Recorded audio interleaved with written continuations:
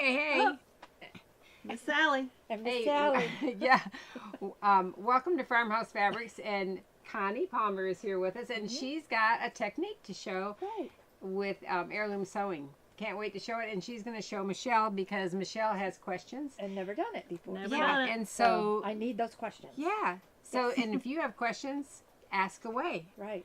So anyway, it's going to be fun, and she can use the long-handled reacher to change the two if she was overhead, or to hit me if I talk too much. Well, you'll have to tell me when I need Here, to overhead. here we go. Okay. Good. All right. All right. Oh, So, just ran into the light. y'all know I've been on the road, traveling, the traveling, road traveling, again. traveling. So I've been at Martha Pullens for a couple of weeks, and I had to come back down here to watch a last competition of, what do you call it, band, marching band. Mm-hmm. Last competition, and then I have last football games. Last football games. So I had to come down for that, and I told Sally, I'm coming down. What do you want me to do? She said, something. So we came up with this, right?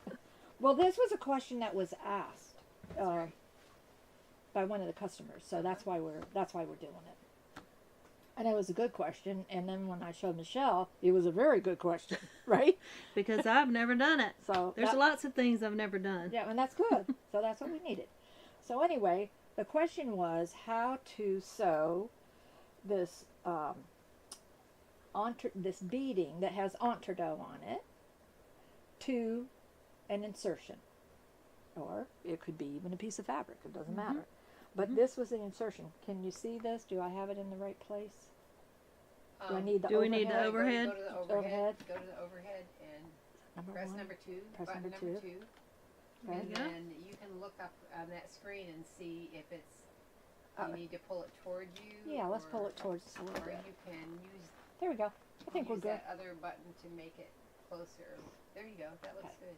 So this was the pretty embroidered insertion. I think it's really, that's probably one of the cutest ones. It's Christmassy, but it's really, really sweet. Mm-hmm. And this is the beading that was in question that has entredo on both sides. So how do you Okay. get those two together, right? Yes. How do you do that? That's right. So we Simple for you. It's huh? simple for me, but it is not. If you have never done it, you would have about 1,000,000 questions, right? Yes. Yes. And I was going along, and she'd ask a question. I was like, "Oh, that's a good question," Mm-hmm. because I just do it automatically. So the first thing we'd have to know is what the seam allowance is. Now you have, and the reason I say that is because it has this scallop on the edge. People are confused with where do I put the edge of my other fabric, correct? I know that I want a 1/4 of an inch seam, because if I do much more than a 1/4 on here, I'll be running into my embroidery. Okay. So I know I want a 1/4. So the first thing we're going to do is measure from the entredo, because our seam, if you look over here, our seam is going to be right in that ditch in a minute. So I Yes. want to measure from there. That's very straight and pretty. I don't think mine would be that straight. It really would. I promise you, it's going to be. So we're going to measure from that, right at the edge of the entredo, Mm-hmm. out to the top of the mountain. That measures 1/4. So we know now that we have to put the mountain with the edge of our fabric. Okay. Right? So if we had this type of fabric, we So the know humps need to go on the the outside. humps need to go on the outside. See, the Okay. valleys are. I don't know if you, I Do hope we you can need see to zoom in? Or can they see it? I think they can. Zoom in? Yeah, you can zoom in. Which one do we So it's either the T or the W. Let's see. The W makes it wider, so you get more of it. The T maybe makes it That's closer. pretty good, don't you think? If I had thought about it and got a darker fabric, it would have made more sense. Well, I'm sure we got a piece around here somewhere. We've got some blue ribbon right here. We're going to use that. Yeah. How about that? Sounds good. This might show up a little bit better. All right. So I'm going to put the mountains. Does that show up better, Sally? Yes, it does. Yes. Okay, Yes. so the mountains now are going to go with the edge of the fabric, and see the valleys are lower. Right. But this, from here to our mountain, is a 1/4. So that's Okay. how we would line that up Okay. if we had fabric that had a straight edge. Mhm. So we're just going to get a little more complicated. because Okay. our insertion also has a scallop. So let's zoom out. Well, here, no, I'll just move it down here. How's that? Okay. So we have to find out what is the right and wrong side of this insertion. That would be important. It Those would are be always important, tricky. right? But that looks like the wrong to me. This is the right side. See, I would have had it wrong. And I'll tell you what That I'm looks looking at. wrong I know, to but me. I'll tell you what I'm looking at. Okay. I am looking at that embroidery right in the middle. Mhm. I wasn't really looking at the envelope. Okay. And see how that's a So really this- satin stitch? If you turn it over, see it's messy. Mm. So that's what I Okay. was looking at. Okay. Sometimes it's hard to see the entredo if it's just entredo. And then if you got it in there upside down, you would be leaving it in there upside down. You wouldn't be taking it out. Okay. So that, if you look up a little closer, Okay. see? Okay. Yeah. Yeah, I you see it. that now. Mhm. So these both have this little scallop edge. So when you lay it on there, they all match up, the little Okay. scallops. So all the mountains have lined up perfectly. Okay. All right. So that's how I pinned it on. You planned that, didn't you? Yeah, I did. Now, before we go any further, we're going to talk about one more thing. Okay.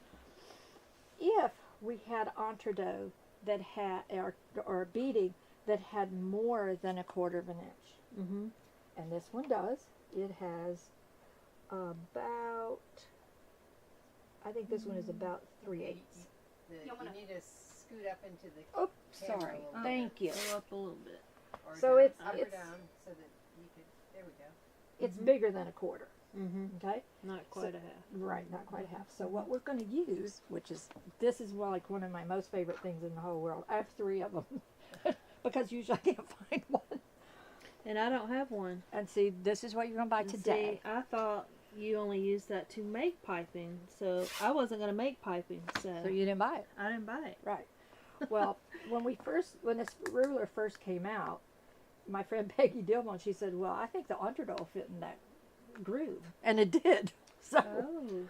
so if you put the entredo in that groove, Mhm. you see, we have more than a Nice. quarter. So we're just going to trim it off, and now we have exactly a quarter of an inch. Isn't that good? Very nice. Now, this is actually designed for piping, Okay. and I use it for piping all the time. Mostly, if I need a quarter of an inch, am I in the middle still, or I'm good? I would put the piping cord in the groove. You mean you don't measure with a ruler No. and then cut it with No. your scissors? No. You, I don't know Or anybody you that's don't done that before. Don't just wing it and say, Yeah. this looks like pretty close. there's no winging. There's no winging. Well, you know, when I first I started, evidently need this tool. I've only done piping 3 Bad. times, Right. and this tool is invaluable. this might make it Yeah, easier. it's very valuable. So now you have exactly a quarter of an inch. Okay. Now, when I first started teaching, we just had to cut a quarter of an inch, cut our piping. Well, I'd say cut all your piping to a quarter of an inch. You would not believe the different quarter of an inches that Yes. people can cut. Yes. Because you can't, especially when you first start, you Yeah, can't this visualize. makes it more This is now consistent. even, yeah. Mhm. Because when I make my piping, I usually make it even wider because I never know if I want a quarter or if I want a half. So I make it wider. But anyway, this Okay, is cool. really a good thing. Ten Minus Sisters 1 piping- in our stock. That's right. 10 Sisters piping tool. That's the good one. All right, so now here's the steps. Now we've measured our seam allowance, right? Okay. We've established that we need to go by the, We don't need to cut it. no, we need the mountains. We just Right. need to line it up. Then we're going to sew in the ditch. That's where you said maybe not. But remember, you're going to use white thread. Oh, But you that don't might want make to, it a little bit better. right? But for you don't me. want to mow over the holes, Right. So you want to get some entredo and just practice Okay. sewing before you go to the project. Okay. That would be the best thing. Okay. All right, now I've sewn in the ditch. Now we're going to trim Let's see if I'm still in the picture Yeah. here. We're going to trim to about 1/8. We're going to cut half of that off because we want to. So you can use your tool again to trim. Nope. No, because we're don't? no. This is 1/8. Oh, So we Oh, wouldn't yeah. have That's anything right. out there. Okay. Right. Now you're going to eye it up. okay, You just know that you don't want to cut all the way down to the straight seam. okay. So it's about half. If you can kind of see that, it's about half. Mm-hmm. Okay. Because we want to trim it because we want to overcast that seam. That looks pretty perfect. Well, I it was, don't know it that was I all, could do that. no, it was a sewing machine. But here's the thing. These are sort of the tricks to it. Okay. Okay. First off, you don't want a satin stitch. Okay, you don't actually want it to be satin. You can see there's white in between there, because otherwise it's kind of draws it up a little bit. Too tight. Right. And also, you're going to set your stitch width to be. Go to the face on for a minute, well, so they Okay. so they can see your pretty faces while you're talking to them. There you go. Okay. We're back. Our faces. We're back. Yeah. So you want to make sure that you're going wider than your fabric seam. You want to go Wider. off the edge. You want to go in your straight stitch, off the edge of the fabric. But wouldn't that have loops No, hanging out? it would not, because there's nothing out there to hold that zigzag, so it's going to draw up to the fabric automatically. You didn't know that, Okay. so that's good. Maybe over All there right. You can show Go back. because Show you that. Yeah. that way Instagram can see. Okay. Do we need to zoom in some more? Maybe. Maybe. So you can see that Right. zigzag. There you go. There See you the go. zigzag where you can see kind of white between it. Mm-hmm. You know, it's close together, but it's not a satin stitch. A satin stitch would be there. You would see no white, right? Hey, you didn't go in the entre holes. No, I did not. Never do we? See? Right? I mean, we used to, Some but I. people we did. Didn't we learn? Yes, to do we it that learned way? how to do it was that way, terrible. Did you ever get your head hit by the but the sewing machine trying to get down in there. Was you Okay. down there trying to see it? I Really? yeah. So I like to see the holes. I paid for the holes, Yeah. so I want to see the holes, right? You wanna see the I paid a lot of money for those holes. That's like Jane Seeley. She likes the really large hole entree. Yeah, so it's a little see it. easier. Yeah. It's a little easier. Mm-hmm. So, but anyway, so a couple things though. We didn't do a satin stitch, and we did it wider. I sometimes will go all the way to 5.0 width, which is really wide, because all I have to guide is the left hand stitch. Okay. I'm gonna take your word for Right. it. So then I'm going to go down here, and it'll go off the edge automatically. I don't have to watch it go off the edge. I Okay. need to watch where the needle is going down. Okay. All right. So that brings us up to another problem. If you have a machine that has needle stop down. Do a little face. No. Oh, you're fine. stop. Okay. Fine. We're so good at this. Hey, we're just learning. We're just into learning, the that's right. groove. We forget. I'm just learning the. Okay. Well, I'm learning. She's Right, teaching. right. Now, if you have a machine that has hover on your, like, needle stop down, when you stop, the needle goes down and the foot comes up. Oh. Now, a lot of machines I have don't that. think I have that. Sally's doesn't have that, but I'm not up to date enough. no, to she's have not. She's really not. But it worked. Look how beautiful that did. Yes. I mean, it's okay if it doesn't I have don't it. think mine But would be if that you beautiful. had it, you want to make sure you don't have that feature on. Oh. Oh. And okay. here's why. You would go zig and zag. If you zagged out here and stopped and your foot went up, you could move this all over the place. Oh. Oh. Yeah. You see what I'm That'd be saying? So bad. you want to make sure that your foot always stays down. Okay. Anytime you're going off the edge, any kind of off the edge technique, you want to make sure you don't have that hover on or whatever it's called. They all call it a Okay. different thing. Does that make sense? Mhm. So that's really all there is to it. And then do the other side. And then do the other side. You would do the other side because this would be an insertion. Okay. All right. Because then you would put this on the other side, you know. Do you need to stitch this again? No, but now that's just- that. just Some iron people it do real that. good? Now that's a good question. See, that's why I needed you here. I got good questions. I hey. know. What can I say? then you would press that seam towards the insertion. Okay. Now some people like to have a little extra stitch there. An edge stitch. No, it would be a zigzag. It would be a Oh. really small small zigzag. Teeny tiny. So it would go in the hole onto that. Oh no, I don't think I want to do that. It's, well, for one thing, the one thing is, to me, it shows up. I can see it, and I don't like to see that. This, because it's going to go in the bodice, so it you know, it's got this insertion, and then it has beading again on the other side. There's no tug to it. Now, if you had this insertion between the yoke and your skirt, and there's a gathered edge here, I would do it on that gathered edge because there's a lot of weight on there. Okay. So that brings us to gathered fabric to the ultra. All right. Right? Sure. Anybody have any more? There's probably not very many people Any watching. questions? Any questions?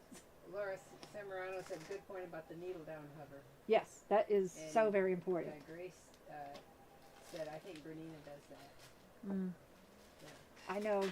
I know my Husqvarna Viking and has it, and I know Baby Lock has it. You know, that you can put, and I love that feature. I mean, I don't know what I'd do if I didn't have that feature, but this is one time, anytime you're doing it off the edge, you want that off. That's all. It's really.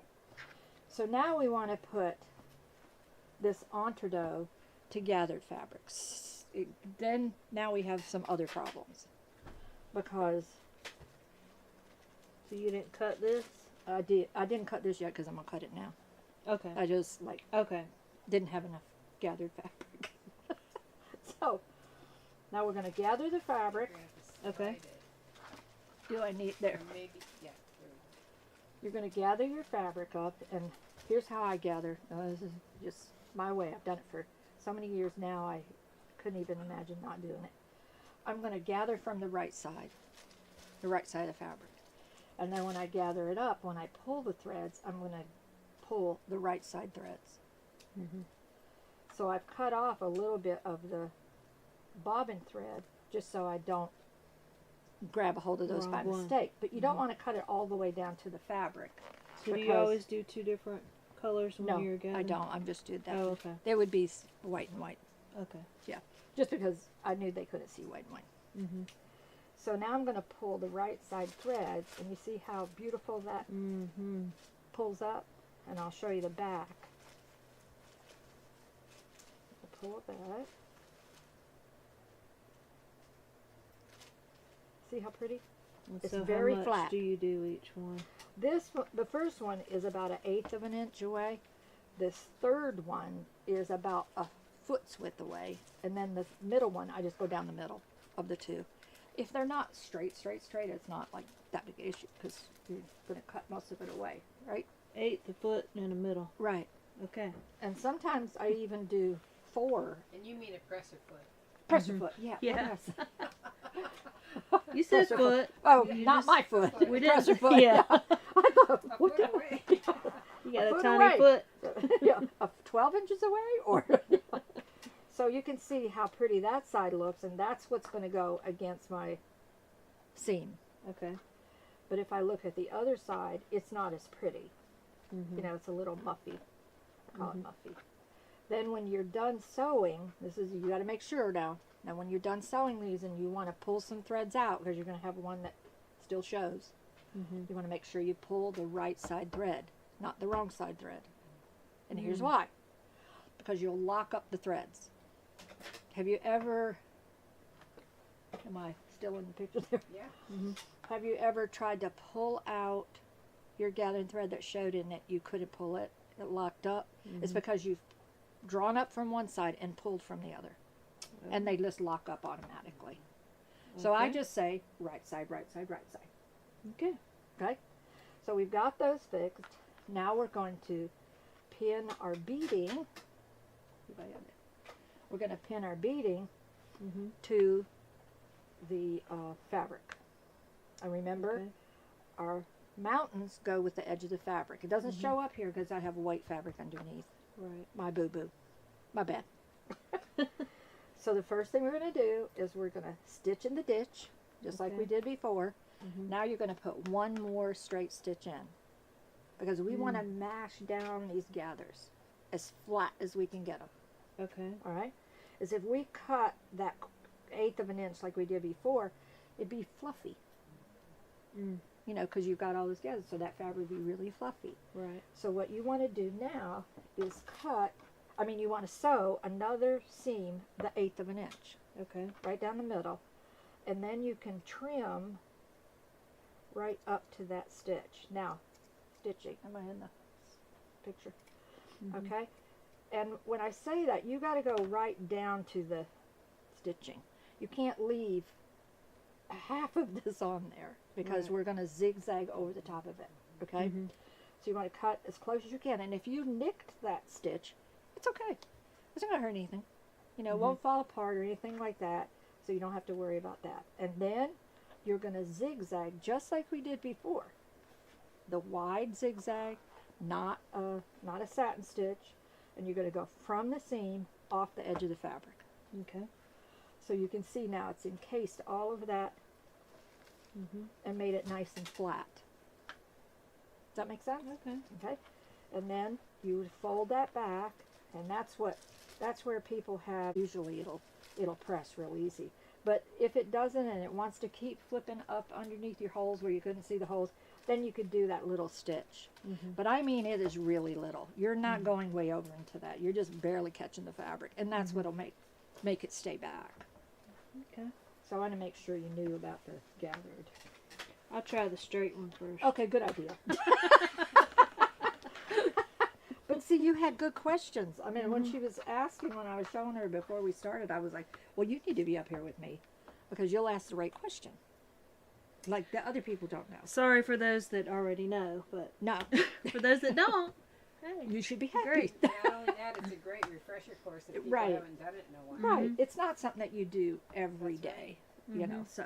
And we're going into the holidays. Yes, and exactly so people right. are Yeah. getting laces and things like that, and Right. they want to use them. Right, and we go from Christmas right into Easter. Yeah, that's, So- That's right. So, That's true. Practice for Christmas if you're Right. not going to do it, and then you'll be ready for and Easter. you'll be ready for Easter.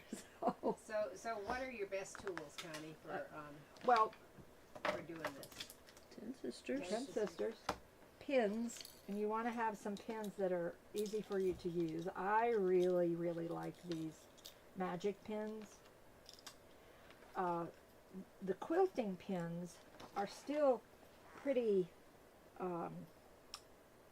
thin. I mean, they'll go right in that fabric. This, and you can show Oops, them sorry. what you're doing there. It'll go, these are quilting pins, but they're not real fat. Right. And so they go in there, and they're a little longer. And if you get too thin of a pin, like a silk pin, you're liable to bend the pin. Because I've bent many a pin if When they're you're too doing thin. fabric. Gathered fabric, particularly. Like this, you could use. So what is this one called? A quilting This pins? is called a quilting pin. And then this one is called a patchwork pin. And it's a little shorter. It's a little bit narrower. Move it over. A little bit narrower. There. Yeah. It's a little narrower. But I like this when I'm doing lace. I like this one when I have actual lace. So I just finished. If y'all have been to my Facebook, you'll see the real big error I did on the christening gown slip. Did you hear about that? No. Oh, you've got to tell that story. Yeah. Connie. And what is your Facebook, by the way? Connie Palmer.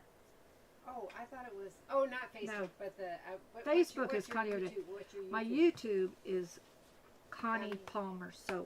Connie Palmer Palmer Sewing. And I will have, it's not there yet, but you do need to go and sign up. Yeah, that's right. Please. We'll have a link.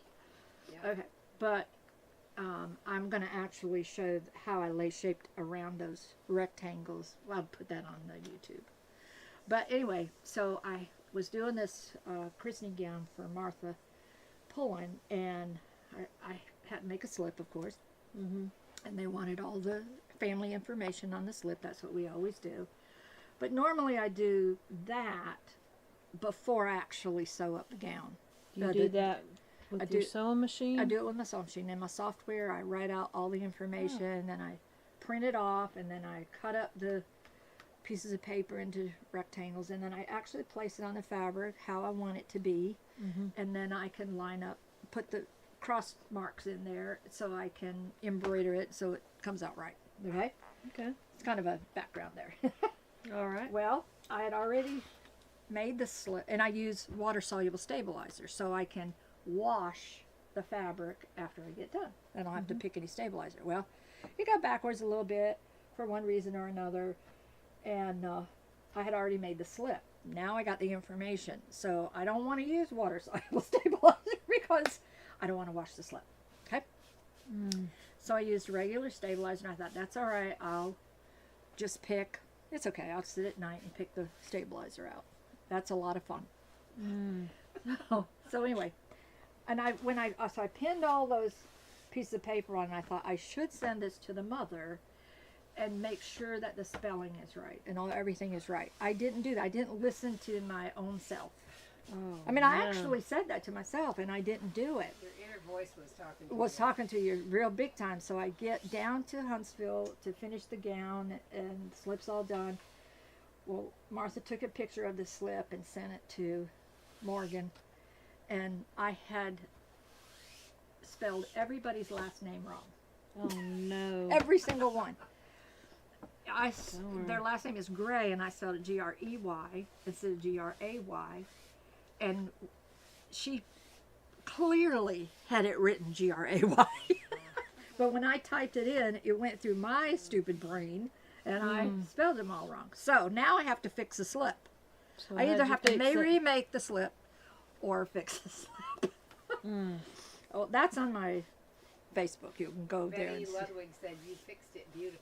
You know, it She saw it. actually came out better. It really is gorgeous. Yeah, it came out better than when I first did it. So from now on, I'm going to do it that way. Okay. But anyway, what I did is I re-embroidered every single spot, lace shaped around it, Wow. put it on top of what I had on the slip, zigzagged around the outside, cut away what was not right, did pin stitch around it.